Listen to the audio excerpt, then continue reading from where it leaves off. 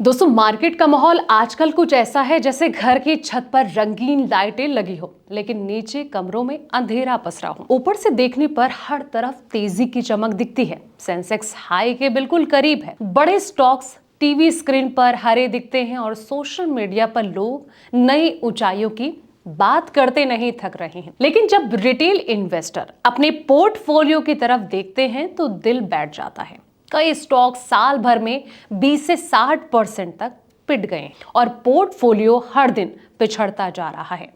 चलिए जानते हैं इससे जुड़ी सभी सवालों के जवाब। नमस्कार दोस्तों, मैं हूं आपके साथ संध्या बिष्ट और आप देख रहे हैं द इकोनॉमिक टाइम्स इंडिया। असल में भारत का बाजार अभी दो अलग अलग ट्रैकों पर भाग रहा है। एक ट्रैक पर कुछ चुनिंदा भारी भरकम मजबूत कंपनियां हैं जिन्हें विदेशी निवेशक पूरी तसल्ली से खरीद रहे हैं। दूसरी ट्रैक पर मिड कैप और स्मॉल कैप की दुनिया है जहां गिरावट का दबाव अभी भी खत्म ही नहीं हो रहा है। इस दोहरे ने पूरा माहौल जो है वो कंफ्यूज कर दिया है। ऊपर से लगता है कि बाजार बेहतरीन चल रहा है लेकिन अंदर से मार्केट की सेहत अभी भी खांसी और बुखार से भरी हुई है। किसी भी निवेशक की पोर्टफोलियो की हालत समझने के लिए इंडेक्स को देखना काफी नहीं होता है। इंडेक्स हमेशा पूरे बाजार की कहानी नहीं बताते। अभी भी BSE 500 की लिस्ट में 280 से ज्यादा स्टॉक हैं जो कि अपने पिछले साल के मुकाबले नीचे चल रहे हैं।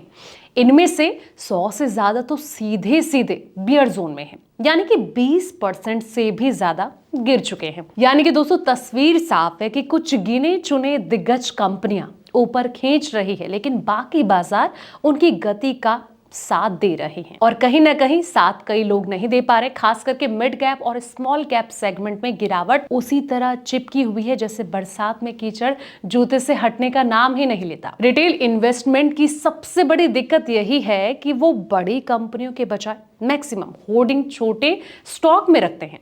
छोटे स्टॉक में वॉल्यूम भी कम होता है, तेजी भी कम आती है और गिरावट भी जो है ज्यादा झेलनी पड़ती है।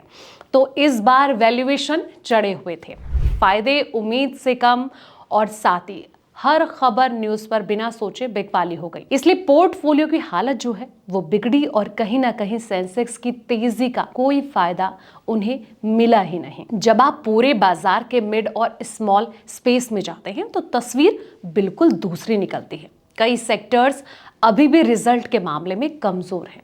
कहीं कॉस्ट बढ़ी तो कहीं डिमांड नहीं है। कहीं बिजनेस क्लैरिटी वैसी नहीं मिल पा रही है जैसे कि होनी चाहिए थी। तो अब सवाल ये कि क्या ये बुल मार्केट थक रहा है? एनालिस्ट ये मानते हैं दोस्तों कि मौजूदा माहौल उस फेज जैसा है जब तेजी खत्म नहीं होती लेकिन उसका जो दायरा है सिकुड़ने लगता है। इसे मार्केट के थकान का शुरुआती संकेत कहा जाता है। ये जरूरी नहीं है कि अब गिरावट जो है वो शुरू हो जाएगी। इसका मतलब सिर्फ इतना ही है कि आगे की तेजी केवल चुनिंदा स्टॉक्स में दिखाई देगी, पूरे बाजार में नहीं। ब्रॉड बेस्ड तेजी तभी वापसी लौटती है जब या तो फिर मिड और या फिर स्मॉल कैप कंपनियों की कमाई सुधरती है या फिर इंटरेस्ट रेट्स कम होकर रिस्की सेगमेंट में पैसा वापस आता है। इसके बिना बाजार का मूड जो है दो हिस्सों में ही बटा रहेगा।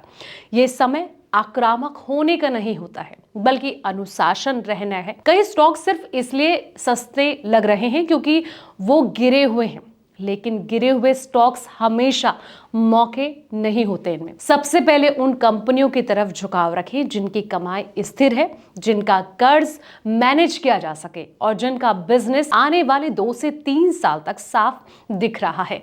गिरे हुए अच्छे स्टॉक्स में धीरे धीरे खरीदारी की जा सकती है लेकिन बिना वजह हर गिरावट को मौका समझकर कूदने की गलती बिल्कुल भी ना करें। तो इसलिए निवेश करते समय सूझबूझ के साथ ही अपना पैसा लगाएं। फिलहाल इस वीडियो में इतना ही। ऐसे तमाम वीडियोस के लिए आप देखते रहें द इकोनॉमिक टाइम्स इंडिया।